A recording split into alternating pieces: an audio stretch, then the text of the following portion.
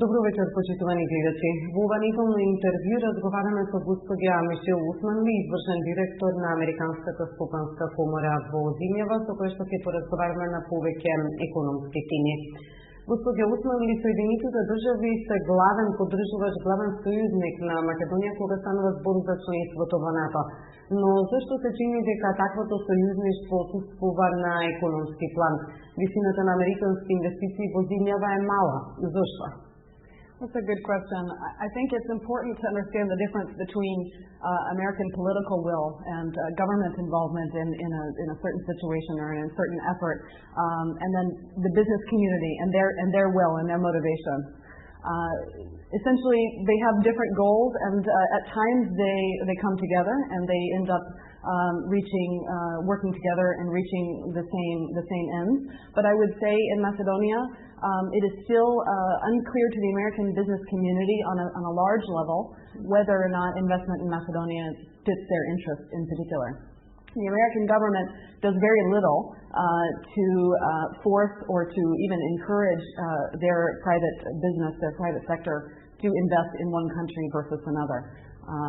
Despite the fact, I think, that the American government would like to see a stronger economic connection, perhaps, between the United States and Macedonia for developmental reasons. There's very little that they can do to force companies to make an investment that they themselves don't see as advantageous.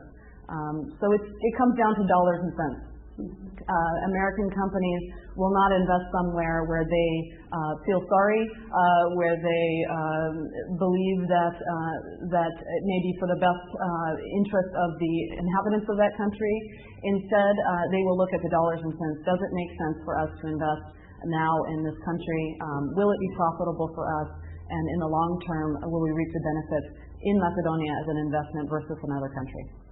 Но и зашто можеби земјите од регионот се соочуваат со слични проблеми, но бројот на американски, односно висината на американски инвестиции во Србија, например, е многу поголема отколку во земјава. Well, it's an interesting question. I think that it comes down again perhaps to dollars and cents. In Serbia, you have quite a bit more industry. You have quite a bit, perhaps, of the industries that American businesses are looking for. They're a bigger country. They have a bigger population. I can't talk to the details as to exactly how many more times, for example, an American investment is present in Serbia versus Macedonia. I think instead, the biggest American investments, you could look to Greece, to some of the EU members.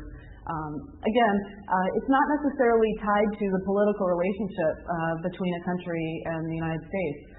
Obviously, in very recent history, the political relationship between Serbia and the United States was not the best.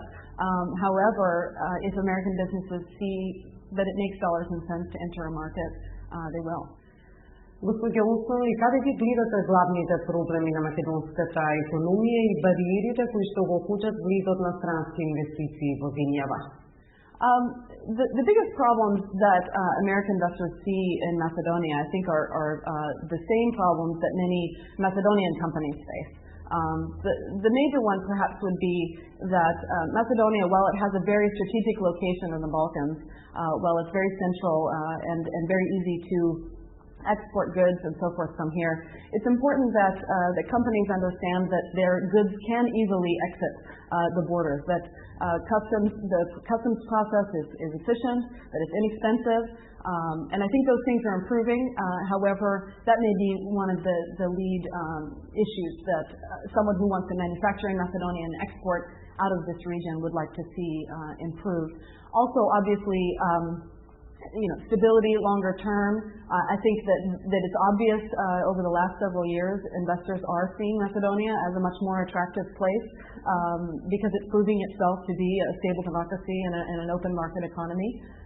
We're seeing all kinds of internationally recognized reviews of the Macedonian economy, fiscal policy, and so forth, and they all seem to be improving over time. One other issue I might mention is simply transparency, to understand what the process from A to Z is to open a business, to hire workers, to make a greenfield investment, to build a building. How many licenses do you need? Where do you go for those licenses? I would say that things are well on their way to improving in that regard, but those are perhaps some of the major issues that investors would make investors hesitate when they enter any market.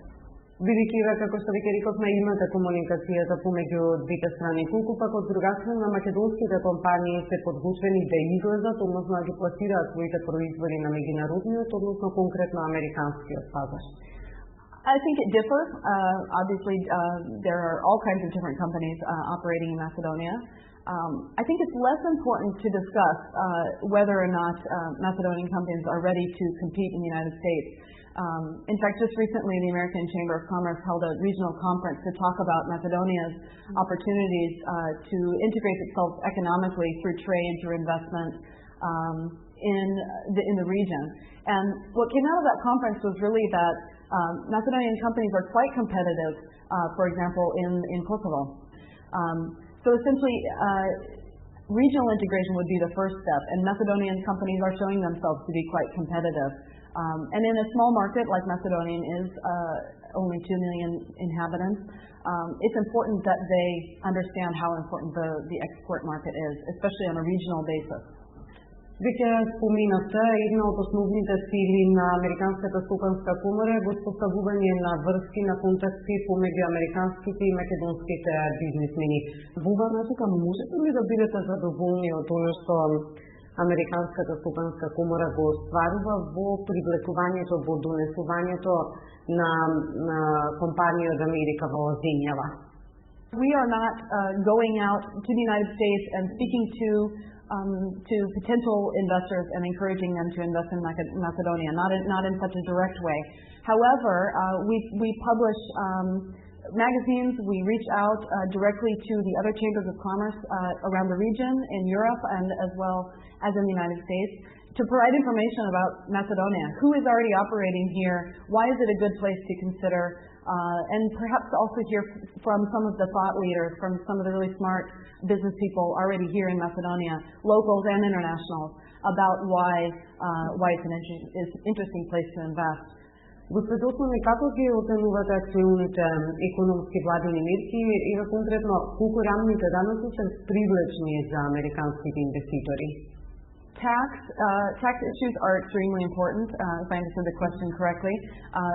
Is my understanding that Macedonia has actually the least expensive tax package now for both corporate and employment tax and profit tax in Europe, which is important.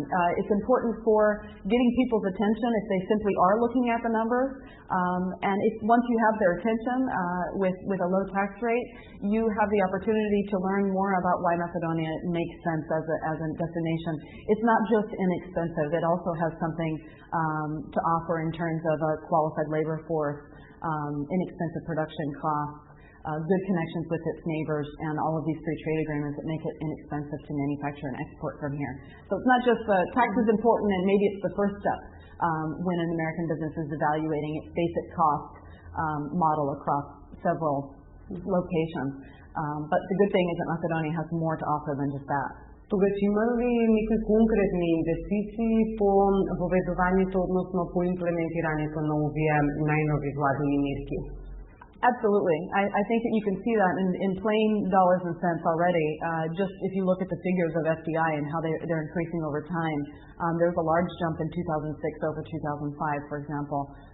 So it will take time. It won't happen overnight, but I think that the signs are there that it's working, that the reforms are making the destination more attractive, and people are hearing the message that they should consider Macedonia. Ви благодарам. Почитувани гледачи, го следите неделното интервју на Радио Слободна Европа. Оваа недела наш соговорник беше господја Мишел Османли, извршен директор на Американската стопанска комора во земјава. Довидување.